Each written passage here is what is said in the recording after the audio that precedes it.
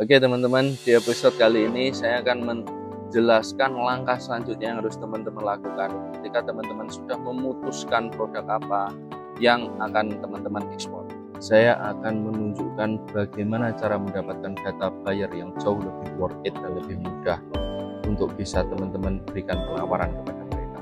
Kemajuan teknologi yang saat ini sedang berkembang, internet yang sangat pesat saat ini membantu para eksportir untuk bisa menemukan data buyer hanya menggunakan tablet maupun laptop maupun HP yang kita miliki.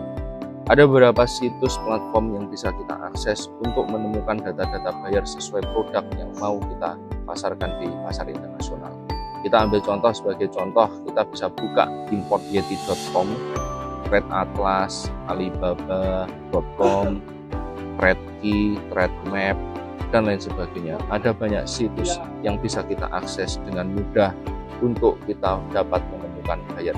Bahkan Indonesia pun juga memiliki platform khusus agar kita bisa menemukan buyer di luar negeri menggunakan produk yang dikeluarkan oleh Kementerian Perdagangan dan Kementerian Luar Negeri yang biasa kita sebut dengan ITPC, International Trade Promotion Center, di mana kita sudah memiliki ITPC di seluruh dunia yang menerima semua data-data buyer dari permintaan buyer-buyer di luar negeri mengenai produk-produk yang ada di Indonesia. Kita pun juga bisa mengakses produk-produk apa yang diminta di luar negeri sana. Saya akan memberikan contoh bagaimana teman-teman bisa mengakses beberapa website platform ini untuk menemukan buyer. Kita ambil contoh, kita bisa buka di website platform di importyeti.com. Teman-teman bisa lihat di sini, kita mungkin bisa search coconut.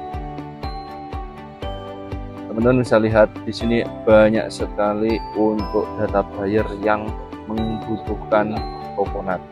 Teman-teman bisa cek seperti contoh Tepa Dumpon coconut yang ada di Thailand. Kita bisa klik di sini. Kita bisa melihat di sini alamat dia di mana, terus nama dia di Google apa. Dia membutuhkan di sini total shipmentnya 13.405 kali. Kita bisa melihat bahwasanya dia adalah sebuah importir maupun eksportir untuk produk-produk kelapa. Di antaranya coconut cream, coconut milk mayoritas adalah coconut milk. Dimana teman-teman dengan menggunakan data ini sudah jelas bahwasanya perusahaan ini adalah perusahaan penghasil kelapa dan dia sangat membutuhkan yang namanya kelapa-kelapa dari Indonesia, karena tidak mungkin hanya menggunakan kelapa-kelapa yang ada di Thailand. Kita bisa search kita untuk dapat kontaknya. Oke, teman-teman juga bisa untuk mencari beberapa produk lain, mungkin Indun Coffee.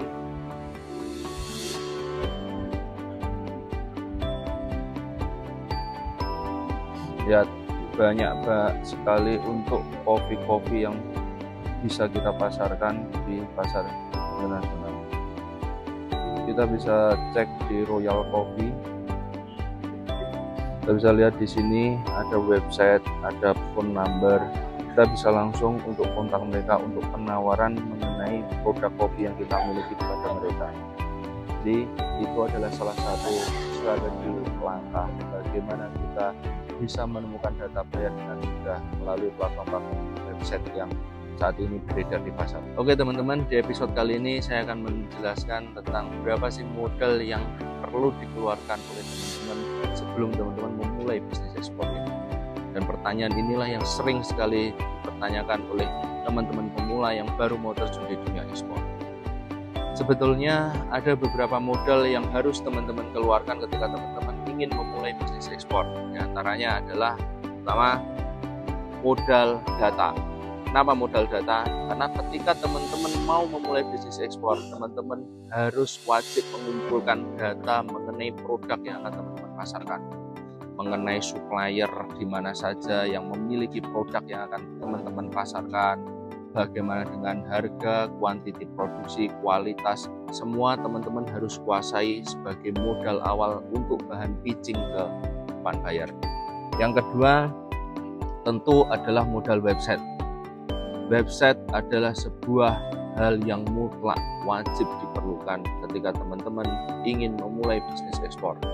Bagaimana buyer akan mengenal teman-teman semuanya ketika situs perusahaan atau portofolio teman-teman tidak ada satupun bisa ditemukan di Google atau di internet. Bagaimana buyer akan trust, percaya kepada teman-teman semua ketika teman-teman tidak memiliki website untuk bisa menampilkan atau memberikan portofolio teman-teman kepada buyer.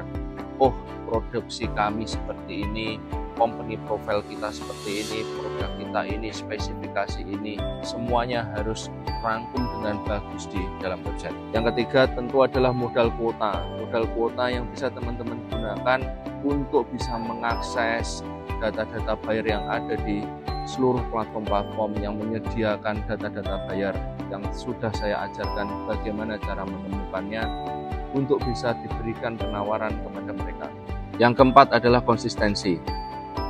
Kenapa konsistensi sangat penting di sini? Ketika teman-teman sudah mengirimkan beberapa email kepada buyer tentang penawaran produk yang teman-teman miliki, pasti akan banyak sekali buyer-buyer di sana yang tidak merespon email teman-teman, atau hanya sebagai penawaran saja, tidak ada feedback dari mereka. Tapi percayalah teman-teman harus tetap konsisten untuk selalu mencari buyer-buyer di luar negeri untuk diberikan penawaran mengenai produk-produk yang di episode selanjutnya, di season selanjutnya, saya akan menjelaskan tentang bagaimana cara teman-teman bisa menyusun website yang baik, bisa mengirimkan email kepada buyer dengan profesional, dengan baik, dengan tingkat feedback dari mereka di atas 50% yang saat ini sudah saya jalankan.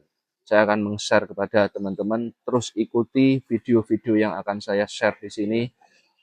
Lihat dari awal hingga akhir agar teman-teman tidak ada yang tertinggal satu step pun untuk memulai bisnis ekspor dengan baik dan benar. See you di next video.